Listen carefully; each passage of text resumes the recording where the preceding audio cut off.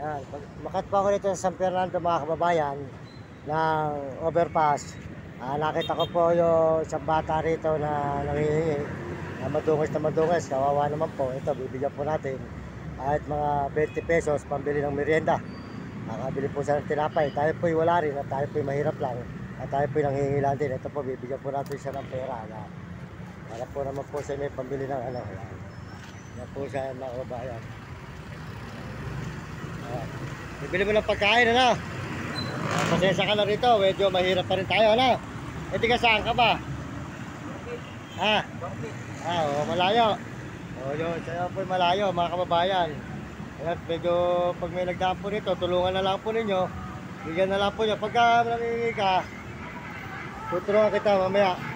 Para ano, yan, po sa mga kababayan. Tatago may pera para lagyan ka ng pera. Huwag mong pinakikita may pera ka. Tatamulsa mo para makanamit ka. Ganon. Ayun, gagawin mo ganon para tatago mo tapos lagay mo sa bulsa. Mamaya may dadaan, may maglalagay naman sa'yo. Huwag mo yan. Sa po sa mga kababayan, kawawa po talaga yung kababayan natin.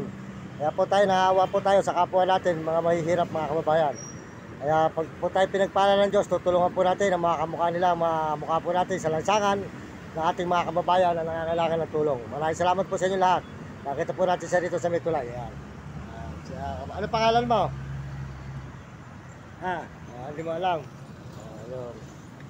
Ayan po siya mga kababayan. Siya po yung nangihingi lang po rito. Ayan.